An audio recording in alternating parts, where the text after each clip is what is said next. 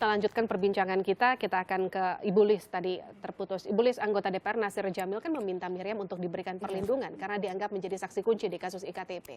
Ini fungsinya, maksud saya prosedurnya, Miriam harus meminta perlindungan atau LPSK bisa melihat kondisi dan kemudian menawarkan? Iya, sebetulnya itu bisa dua-duanya, dalam arti yang bersangkutan bisa mengajukan permohonan sendiri langsung, atau bisa juga kita proaktif, karena sangat dimungkinkan di undang-undang seperti itu. Dan bukan hanya yang bersangkutan sebetulnya minta perlindungan, bisa juga misalnya kuasa hukum atau pejabat yang berwenang. Dalam hal ini misalnya penyidik menganggap bahwa yang bersangkutan sebagai saksi ada ada kecemasan atau ada merasa terancam sehingga dia tidak leluasa memberikan keterangan, itu juga sangat mungkin. Kalau di kasusnya dimintakan Miriam, perlindungannya. Kalau di kasusnya Bu Miriam, nih Bu Lis, sejauh mana kemudian LPSK bisa memberikan perlindungan kepada seorang Miriam Haryani? Sejauh mana cakupannya, sampai seluas mana? Iya, tadi di awal sudah disampaikan ya, sampai saat ini kita belum memberikan perlindungan. Tetapi tentu untuk bisa memutuskan LPSK memberikan perlindungan, ada persyaratan yang harus dipenuhi dalam arti katakanlah jika memang ini sudah Miriam Haryani akan diberikan perlindungan oleh LPSK, sejauh mana cakupannya, seperti apa perlindungan yang bisa dilakukan LPSK terhadap Miriam Haryani?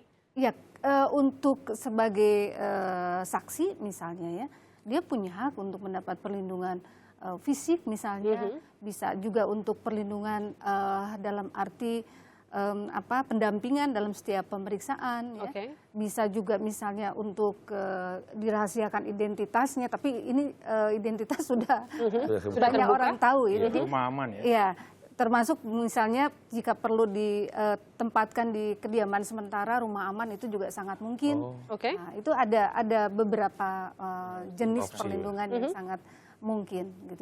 Saya akan ke Mas Aga. Artinya banyak perlindungan yang opsi-opsi yang bisa ditawarkan LPSK terhadap Miriam Haryani. Kenapa nggak pernah ada koordinasi? Kami udah penjajakan tadi siang by phone, kenapa? Tapi kan saya bingung. Yang saya laporkan ini lembaga.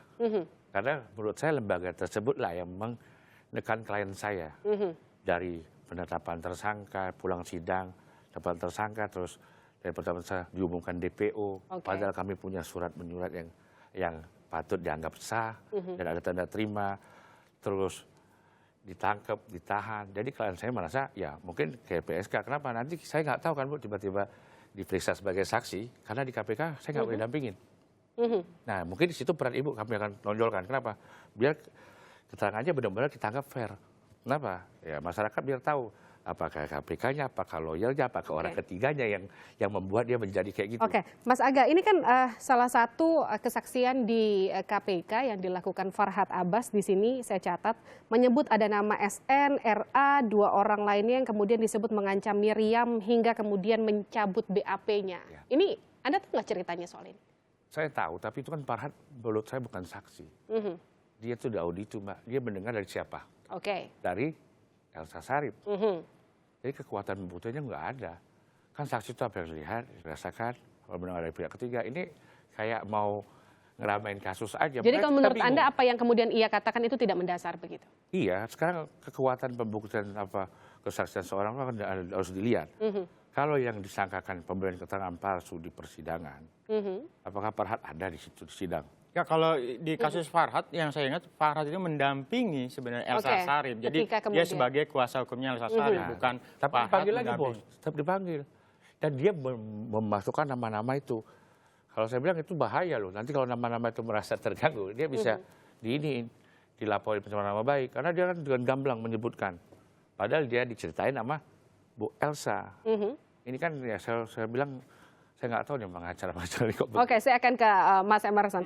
Mas Emerson, kalau kita lihat dari kasusnya Miriam, artinya sekarang Miriam kalau menurut versi pengacaranya ia tidak merasa ditekan, tapi justru KPK lah yang menekan seorang Miriam Haryani sehingga kemudian mencabut BAP dan membuat Miriam sendiri kabur, katakanlah seperti itu. Tapi bagaimana kalau Anda melihat perjalanan kasus ini ke depannya, apa yang kemudian harus dilakukan KPK dan apa yang kemudian harus dilakukan Miriam Haryani? Jadi ada dua ya. Pertama KPK harus ungkap tetap kasus IKTP-nya. Arti kita sendiri berharap bahwa kasus IKTP ini bisa berjalan tanpa harus menunggu proses akhir dari kasus 2 nama itu ya, Irman maupun juga Sugiharto.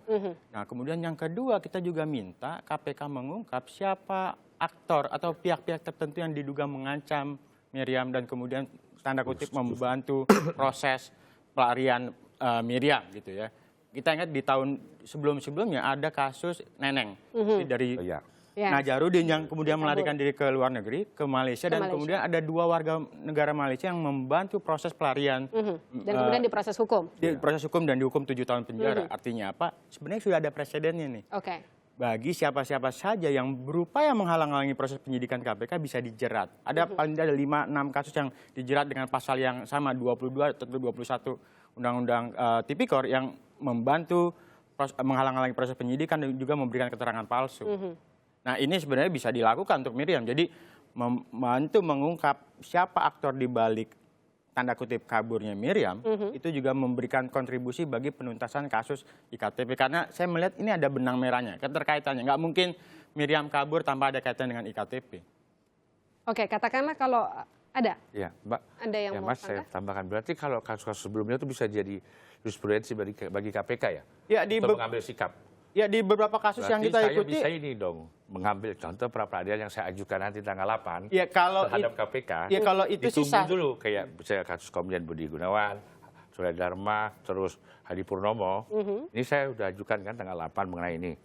Maksud saya dicoba diuji dulu juga kan jangan pakai standarnya ganda, yang ini bisa, yang ini nggak bisa. Ya, kalau itu kan memang sah-sah saja. Gitu. Ya. Lawyer mengajukan pra-peradilan terkait dengan penetapan status tersangkanya Bu Miriam.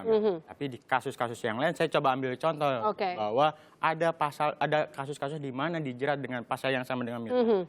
Dan juga misalnya menghalang-halangi proses penyidikan, di mana pelakunya yang membantu proses pelarian itu bisa diproses secara hukum. Termasuk juga Bu Miriam sendiri.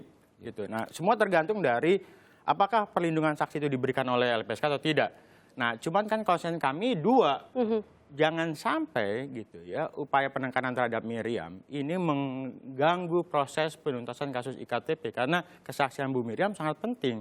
Miriam ini kan kita katakan kasus dari seorang Miriam Haryani, terlepas dari kasus keterangan tidak benarnya, kemudian ada kasus IKTP yang berdiri sendiri meskipun punya korelasi, tapi kemudian kan ada juga hak angket yang kemudian digulirkan DPR kepada KPK. Nah, mana yang kemudian menurut Anda? Jadi kalau bahasa saya begini, ketika KPK menangani kasus IKTP, ini pasti serangannya muncul dari banyak pihak. Gitu ya. Ada pihak yang menggunakan hak legislatif mereka. Bisa juga dengan tadi hak angket, kemudian revisi undang-undang KPK, gitu, dan kemudian juga gangguan-gangguan lain. Saya menduga bahwa penyerangan terhadap novel juga ada kaitan dengan kasus IKTP. Nah, kemudian juga upaya melarikan dirinya Miriam itu juga barangkali ada kaitan juga tekanan terkait dengan kasus IKTP. Artinya apa? Banyak pihak yang ingin mengganggu proses IKTP, penuntasan kasus IKTP ini. Kemudian banyak pihak yang juga berupaya agar saksi-saksi kunci ini tidak mengungkap keterlibatan aktor-aktor penting di balik skandal IKTP. Tujuan mereka begitu. Hak angket berjalan, persidangan berjalan. KPK mengklaim akan menunggu persidangan. Jadi kayaknya adu-adu cepat nih. Mana lebih duluan nih hak angket, revisi undang-undang KPK dengan penetapan tersangka di luar 4 nama yang sekarang sudah jadi tersangka. Jadi artinya tinggal bagaimana langkah KPK ke depannya. Apakah kemudian bisa lebih cepat daripada hak angket DPR? Apakah tahu seperti apa? Terima kasih telah bergabung bersama kami Agakan, pengacara Miriam Haryani. Ada juga peneliti ICW Emerson Yunto dan juga Wakil Ketua LPSK Ibu Lis Sulistiani.